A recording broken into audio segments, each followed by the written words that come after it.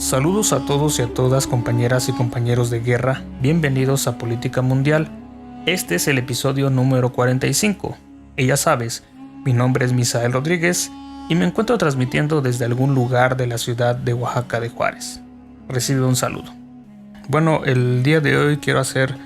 un pequeño análisis más geopolítico. Como tú sabes, en nuestras sesiones hemos escuchado acerca de la división del Islam, la muerte de Mahoma, también lo que es la división entre sunitas, chiitas, etc.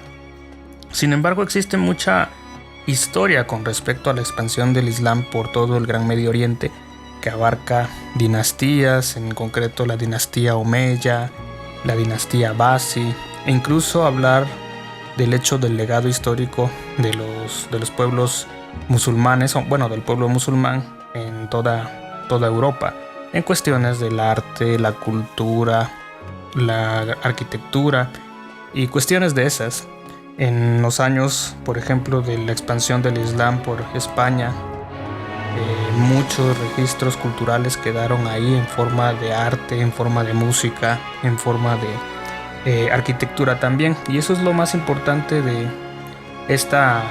la civilización islámica, por decirlo así. Sin embargo, hoy no quiero hablar tanto de historia, sino que quiero hablar del proceso geopolítico que se habita en el área de Medio Oriente,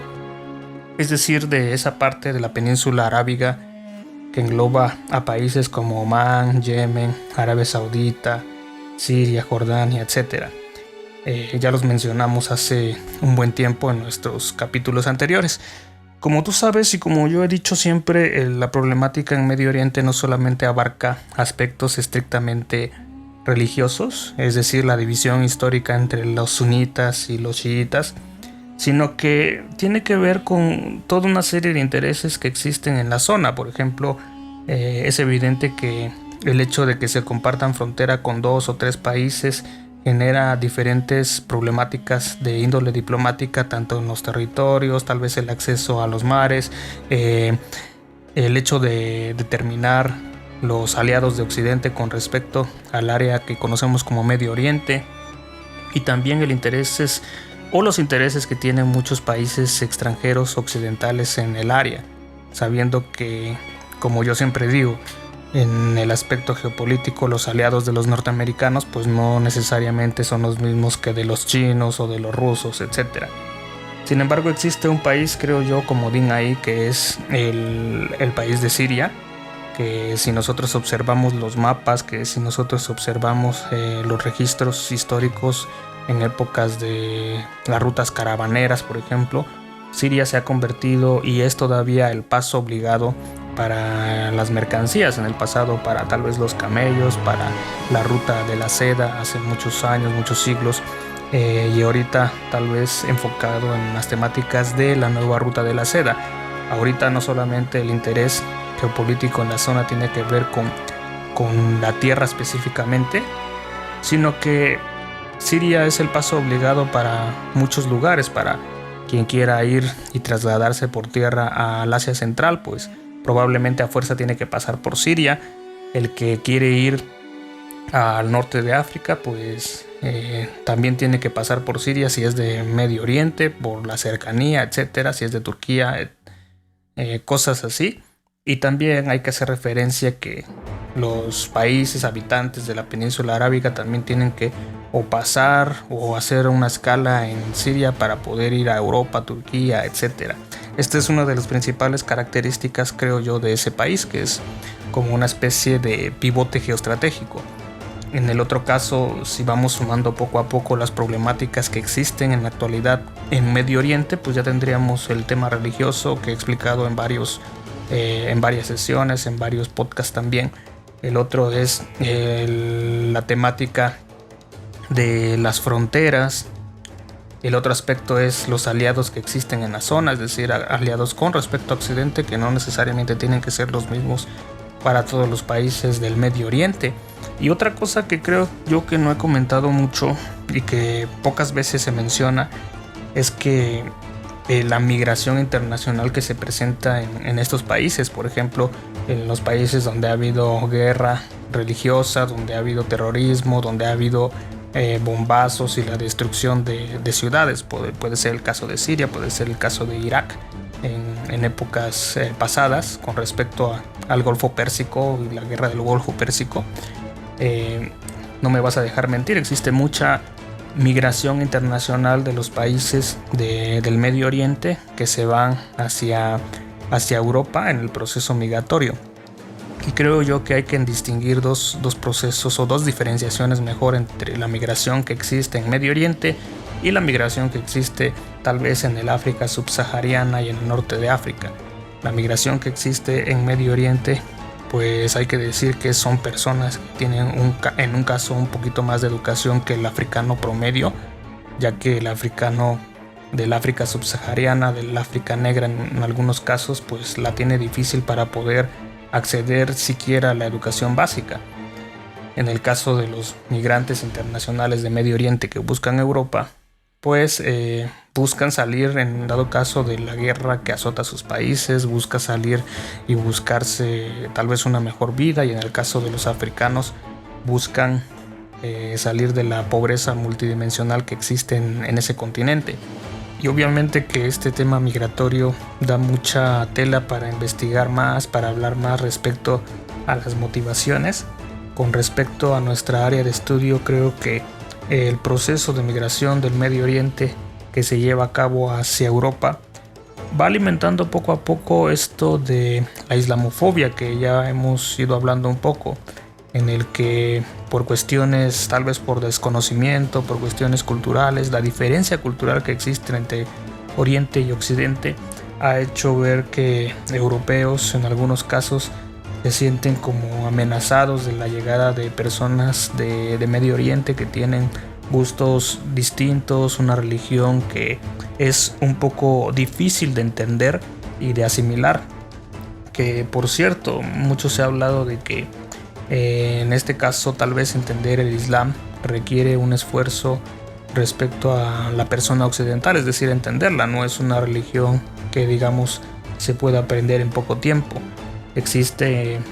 toda una división, por decirlo así, de conocimientos que se necesitan aprender antes de siquiera intentar entender un poquito las motivaciones religiosas del pueblo islámico o de las naciones islámicas, mejor dicho.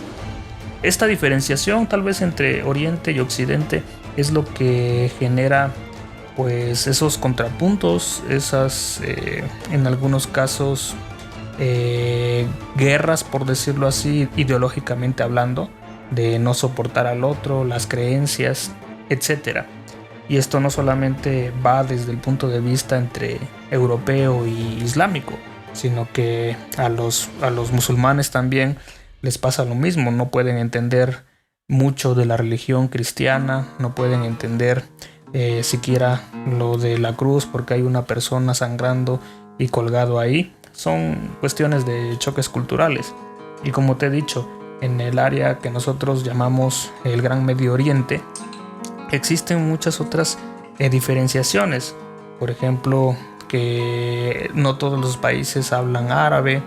que en algunos casos el Corán, que por cierto está en árabe, muchas personas pues lo recitan musulmanes de memoria, es decir, a una manera como cantadita. Les decía yo que aquí en Occidente tal vez no podemos entender mucho esta parte, puesto que los libros,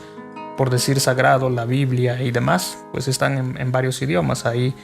la misma temática religiosa prohíbe incluso en algunos casos las traducciones, ya que se pierde la esencia propia de la palabra de Dios a través del Corán. Y otra de las cosas que me gustaría hablar también del Medio Oriente, aparte de la religión, el proceso migratorio y demás, es que bueno, existen intereses, como te he dicho y como hemos venido hablando, occidentales en esta parte del mundo. Por ejemplo, la primera guerra del Golfo Pérsico estuvo motivada por el petróleo, y en la actualidad el petróleo es una de las principales motivaciones que hacen que Occidente vire sus ojos hacia estas áreas en conflicto. Pues como se dice en cuestiones geopolíticas, quien domina los mares, al menos en la actualidad, pues puede controlar tanto los recursos que se producen en ciertas áreas geográficas como controlar los precios de los mercados mundiales, y por ende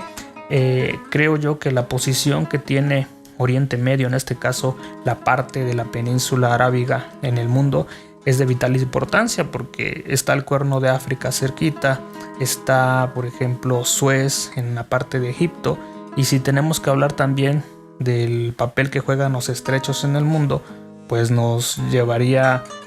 ir a otras áreas geográficas, por ejemplo en Panamá, el estrecho de Hormuz, el estrecho de Malaca, que son importantes al menos para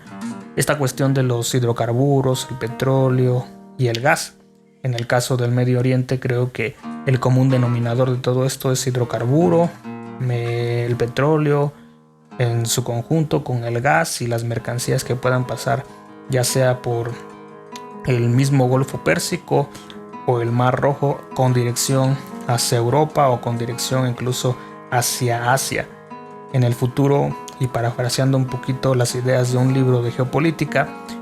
quizás la estrella de las energías sea la electricidad, ya que muchos países están apuntando hacia el desarrollo de la electricidad,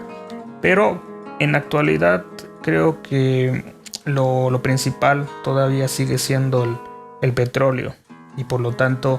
creo que los países como Estados Unidos, China, Rusia e incluso otros que tienen la capacidad económica están invirtiendo en otras cuestiones tecnológicas, como en el caso de Arabia Saudita. No sé si sabes que no tiene muchas tierras cultivables, no tiene mucha agua dulce, y un país, aunque tenga petróleo, aunque tenga oro, aunque tenga algunos otros recursos minerales, pues si no tienes agua prácticamente estás condenado de aquí al futuro. Y esta es una de las principales características que tienen las naciones del desierto, que gran parte de sus territorios están cubiertas por grandes desiertos, por grandes dunas de arena, y sin embargo son dependientes en algunos casos de los alimentos que se les suministran de otras áreas geográficas. Y es aquí donde el terreno de la innovación, de la ciencia y de la tecnología cobran la mayor importancia, ya que muchos países también están invirtiendo millones de dólares en desalinizar las aguas del mar y encontrar quizás esa tecnología que les permita pues acceder a recursos hídricos de aquí a un futuro. Todo esto va de la mano con el proceso de la globalización y también de la mano de las inversiones de empresarios.